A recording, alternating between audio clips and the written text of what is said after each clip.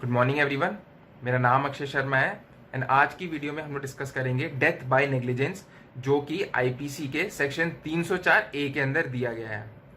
अब अगर हम इसकी बेराक की डेफिनेशन पढ़ते हैं तो बेराक की डेफिनेशन बोलता है whoever causes death of any person by doing any rash or negligent act not amounting to culpable homicide। ये एक्सप्रेशन बहुत ही ज्यादा इंपॉर्टेंट है और यही है जो हमें क्रक्स बताता है पूरे सेक्शन का, कि जो एक्ट है जिससे डेथ हुई है, एक तो वो रैश और नेग्लिजेंट एक्ट होना चाहिए और दूसरा ये है कि वो कल्पेबल होमोसाइड नहीं होना चाहिए। यानी कि उसके अंदर जो कल्पेबल होमोसाइड के जो एलिमेंट्स थे, जो उसके मेंजरिया थे, वो नहीं होने चाहिए और वो थे इंटेंशन और नॉलेज। और सेक्शन 304 ए है वो इन्हीं केसेस से डील करता है जब किसी एक्ट में किसी एक्ट से कोई डेथ होती है और अगर उसमें इंटेंशन ना हो टू कॉज डेथ या उसमें नॉलेज ना हो, तो तब हम ये बोलेंगे कि वो जो एक्ट है वो रैश एंड नेग्लिजेंट एक्ट है। अगर रैश एंड नेग्लिजेंट एक्ट के मीनिंग को सेटिस्फाई करता है तो यानी कि जो 304 ए है वो उन केसेस से डील करता है जो कि रैश एंड नेग्लिजेंट है, लेकिन उसके अंदर इंटेंशन टू कॉज डेथ या intention to cause bodily injury नहीं है। यानी कि सेक्शन 299 और सेक्शन 300 यानी कि जो मर्डर है उसके जो मेंजरिया हैं वो एब्सेंट हो, तो तब उन केसेस को हम बोलेंगे कि वो सेक्शन 304 ए जो है उसके अंदर फॉल करता है। अब अगर हम देखते हैं कि एक रैश एक्ट होता क्या है, तो अगर एकदम सरल भाषा में हम देखते हैं रैश एक्ट मतलब ओवर हेस्टी एक्ट। ठीक है, यानी कि जब कोई इंसान कोई भी ऐसा कार्य करता है जो कि काफी डेंजरस है, ठीक है, और उसे इवल कॉन्सिक्वेंसेस होना लाजमी है, उस इवल कॉन्सिक्वेंसेस होना आम बात है, लेकिन जो वो एक्ट कर रहा है वो चाहता नहीं है कि ऐसा हो। वो ये इंटेंड नहीं करता कि या तो किसी की डेथ कॉज हो या किसी को बॉडीली हर्ट पहुंचे। जो इवल कॉन्सिक्वेंसेस होंगे वो यही होंगे, या तो किसी को चोट पहुंचेगी, बॉडीली इंजरी, या किसी की डेथ हो जाएगी। तो वो जो ऑफेंडर है वो चाहता नहीं है, लेकिन फिर भी वो डेंजरस एक्ट कर रहा है। फॉर एग्जाम्पल, अगर एक पतली सी सड़क है, ठीक है, और वहां बहुत ही ज्यादा तेजी से कोई बंदा गाड़ी चला रहा है, तो तब उसको पता है कि ये डेंजरस एक्ट है क्योंकि किसी को चोट लग सकती है, तो डेंजरस एक्ट भी हो गया और इविल कॉन्सिक्वेंसेज भी हो गए। लेकिन वो चाहता नहीं है ना कि कोई भी उसी गाड़ी के सामने आ जाए और किसी की डेथ हो जाए या किसी को चोट पहुंच जाए। तो इस केस में बोलेंगे एक रैश एक्ट था। उसके बाद जो दूसरी डेफिनेशन है जो ये बोलता है 304 है, वो है नेग्लिजेंट एक्ट। तो नेग्लिजेंट एक्ट का बेसिकली मतलब सरल भाषा में क्या होता है कि जब एक रीजनेबल इंसान को कोई एक चीज करनी चाहिए, कोई रीजनेबल एंड प्रूडेंट पर्सन को कोई ड्यूटी करनी चाहिए, कोई भी काम करना चाहिए, और वो उस काम को ना करे, वो उस काम को ओमिट कर दे, इस ओमिशन की वजह से हम बोलेंगे उस इंसान ने नेग्लिजेंस करी है, यानी कि उसने लापरवाही दिखाई है। फॉर एग्जाम्पल, मान लीजिए कि जैसे एयरक्राफ्ट होता है। अब एयरक्राफ्ट जब भी एयरपोर्ट से जाता है तो उससे पहले ये ड्यूटी होती है कि वहाँ के जो इंजीनियर्स हैं जो उस पर्टिकुलर एयरक्राफ्ट के हैं, वो उसकी सारी बेसिक चीज़ें चेक करे। जैसे मान लीजिए कि उसके जो टायर हैं वो सही है या नहीं है, उसके जो जो बेसिक उसका जो इंजन वगैरह है वो ठीक है या नहीं, वो सही से काम कर रहा है या नहीं कर रहा। तो ये सारी जो चीज़ें हैं ये उसका काम है, ये उसकी ड्यूटी है टू चेक करना। और अगर वो ये चीज़ ना कर दे, वो इस चीज़ को ओमिट कर दे, तो तब हम ये बोलेंगे कि उसने नेग्लिजेंस दिखाई है। अब अगर इसको हम और एक तरीके से पढ़ते हैं नेग्लिजेंस को, वो ये है doing something which a reasonable and prudent man would not do. ठीक है, यानी कि अब अगर हम वही जो एयरक्राफ्ट वाला एग्जांपल लेते हैं, अब एक एयरक्राफ्ट में जो मान लीजिए इंसान है, उसका काम है कि चेक करना कि जो एयरक्राफ्ट में सारी चीज़ें सही है या नहीं है, टायर वगैरह इंजन वगैरह सही है। अब अगर उसके लेवल अगर उसको कोई मान लीजिए कोई प्रॉब्लम दिखती है, वो कोई डिटेक्ट करता प्रॉब्लम, तो ये उसकी रिस्पॉन्सिबिलिटी है, बिकॉज वो जिस पोजीशन में है उस पोजीशन में एक रीजनेबल और प्रूडेंट पर्सन जिसकी बेसिक इंटेलिजेंस हो, उसको बेसिक चीजें अच्छे से समझ में आ रही हो, वो उसका काम है ये चीजें बताना। और अगर वो इस चीज को नहीं बताता, जैसे डेफिनेशन में बोला है doing something which a reasonable prudent person would not do, reasonable prudent person तो बताएगा, लेकिन अगर वो ये नहीं बताता तो तब हम बोलेंगे कि उसने नेग्लिजेंस दिखाई, उसने लापरवाही दिखाई है। अब ये दो चीजें तो डेफिनेशन तो मतलब समझ में आ गया, लेकिन क्या हर एक्ट जो है क्या वो रैश और नेग्लिजेंट एक्ट में माना जाएगा? ऐसा नहीं है। जो रैश और नेग्लिजेंट एक्ट है वो काफी हाई डिग्री का होना चाहिए, उसमें जो क्रिमिनलिटी है वो बहुत ही हाई डिग्री की होनी चाहिए, यानी कि ग्रॉस नेग्लिजेंस होनी चाहिए। अगर कहीं पर ग्रॉस नेग्लिजेंस है तो ही हम बोलेंगे कि वो रैश एंड नेग्लिजेंट एक्ट है सेक्शन 304 ए के अंदर आने के लिए। अब हम कैसे डिफ्रेंशिएट करेंगे कुछ कोई चीज ग्रॉस नेग्लिजेंस है? तो ये तो हमें पता लगा कि जो ग्रॉस नेग्लिजेंस है वो क्रिमिनल नेग्लिजेंस है, और वो जो सिविल नेग्लिजेंस जो हम टॉर्ट में पढ़ते हैं उससे अलग है। तो एक केस है टीकाराम वर्सेस रेक्स 1950 का, और इसमें जो है कोर्ट ने बताया था, इसमें दो एस्पेक्ट दिए थे कि किस तरीके से हम बोलेंगे कोई भी जो नेग्लिजेंस है वो क्रिमिनल नेग्लिजेंस है। तो वो पहली चीज ये बोलते हैं कि जो क्रिमिनल नेग्लिजेंस है वो ग्रॉस नेग्लिजेंस होनी चाहिए, और वो कोई भी बेसिक एरर ऑफ जजमेंट या सिंपल केयरलेसनेस की वजह से नहीं होनी चाहिए। वही बहुत ही सिवियर जो हम बोलेंगे बहुत ही सिवियर कोई लापरवाही दिखाई है वो होनी चाहिए। तो जैसा मैंने वो एयरक्राफ्ट वाला एग्जांपल दिया था, ठीक है, अगर मान लीजिए वो वहां पर कोई चीज को डिफेक्ट पता लग गया और वो डिफेक्ट के बारे में नहीं बताता, तो तब हम बोलेंगे कि सिवियर नेग्लिजेंस है। ठीक है, तो ये बात बहुत जरूरी है कि क्या चीज क्रिमिनल नेग्लिजेंस है या वो उसको सेटिस्फाई करती है नहीं करती, ये facts and circumstances of case के बारे में बताता है। ठीक है, यानी कि उस नेग्लिजेंस की वजह से जो डिग्री ऑफ रिस्क है वो कितना ज्यादा था, क्या वो थोड़ा सा था या बहुत ही ज्यादा था जिससे बहुत ही ज्यादा लोगों की जान चली गई। ठीक है, तो तब हम उस केस में बोलेंगे कि उस इंसान ने क्रिमिनल नेग्लिजेंस दिखाई है। दूसरी चीज जो उसी केस में बोली थी, क्रिमिनल नेग्लिजेंस का एक पार्ट है कि कॉन्ट्रीब्यूटरी नेग्लिजेंस जो है उसे कंसिडर नहीं किया जाता। अब कॉन्ट्रीब्यूटरी नेग्लिजेंस क्या है वो समझिए। अब जब नेग्लिजेंस होती है तो उसमें क्या है, दो पार्टीज होंगी, एक तो ऑफेंडर होगा जिसने नेग्लिजेंस करी, और एक होगा प्लेंटिफ। ठीक है, अगर हम सिविल केस की बात करते, सिविल नेग्लिजेंस की बात करते जिसको चोट पहुंची किसी तरीके से, तो नेग्लिजेंस में आमतौर में बोलेंगे कि भाई ऑफेंडर की लापरवाही की वजह से, उसकी किसी गलती की वजह से कोई भी हादसा हो गया। लेकिन अगर इसी एक्सीडेंट में मान लीजिए कि कुछ कंट्रीब्यूशन प्लेंटिफ का भी था, तो तब हम ये बोलेंगे कि कंट्रीब्यूटरी नेग्लिजेंस थी, यानी कि इस नेग्लिजेंस से जो इवल कॉन्सिक्वेंसेस हुए हैं उसके अंदर प्लेंटिफ का भी कंट्रीब्यूशन था।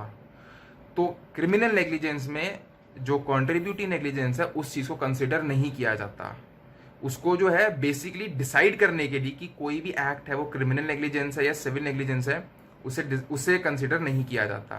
तो यानी कि जो क्रिमिनल नेग्लिजेंस है उसके अंदर डिग्री ऑफ रिस्क, ठीक है ना, या जो उसके कॉन्सिक्वेंसेज हुए, इवल कॉन्सिक्वेंसेज, वो बहुत ही ज्यादा थे, ज्यादा लोगों की जान चलेगी, बहुत ही ज्यादा जान माल का नुकसान हुआ, तो तब हम बोलेंगे कि वो क्रिमिनल नेग्लिजेंस है।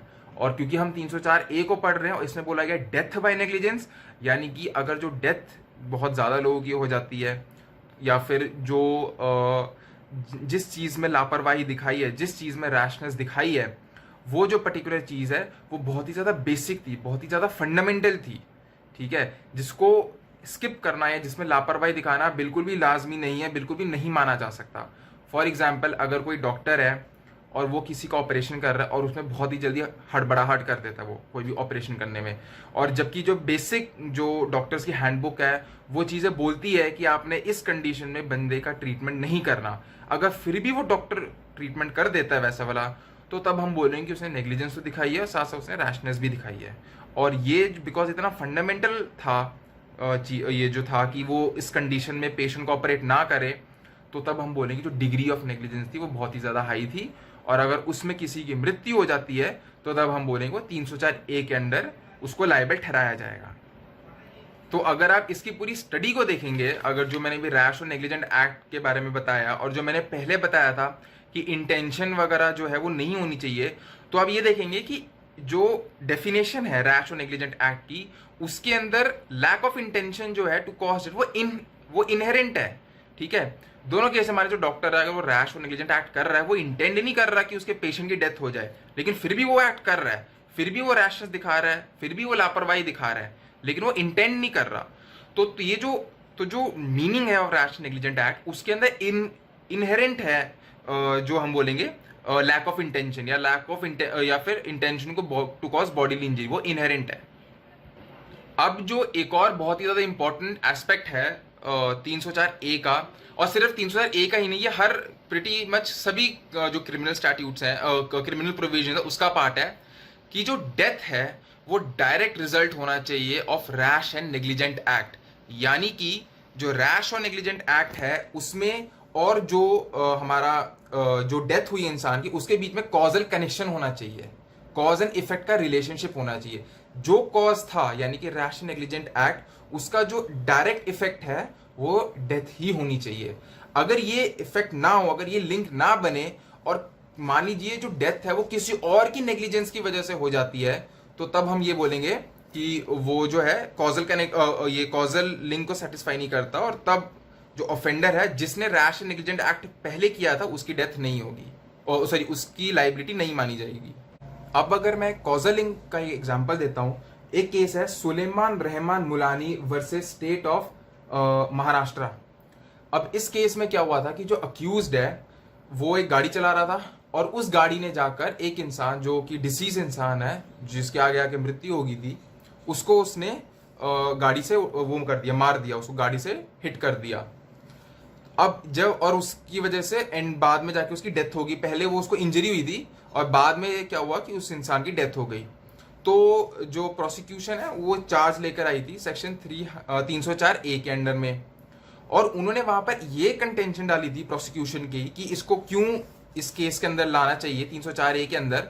उन्होंने ये बोला था कि जो अक्यूज था उसके पास सिर्फ एक लर्नर्स लाइसेंस था, ठीक है, जो कि 16 साल से कम के बच्चों को मिलता है, सिर्फ लर्नर्स लाइसेंस था, और उसका परमानेंट लाइसेंस नहीं था। तो क्योंकि उसके पास जो 4 व्हीलर का प्रॉपर लाइसेंस नहीं था, तो उसकी वजह से उन्होंने बोला कि इस वजह से जो उस इंसान है उसने एक रैश और नेग्लिजेंट एक्ट किया और उसको लायबल ठहराना वो सही बात है।